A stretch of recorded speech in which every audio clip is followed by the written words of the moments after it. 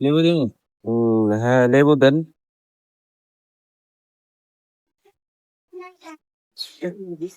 দর্শক, আপনারা দেখতে পাচ্ছেন এখানে আমাদের টোলার বাগ খুব সুন্দর ডালমুড়ি বানায়। এখানে আপনারা যদি চান তাহলে আসতে পারেন।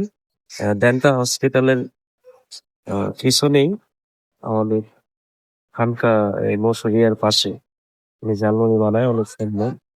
আমরা এখান থেকে ঝালমুড়ি প্রায় সময় খাই।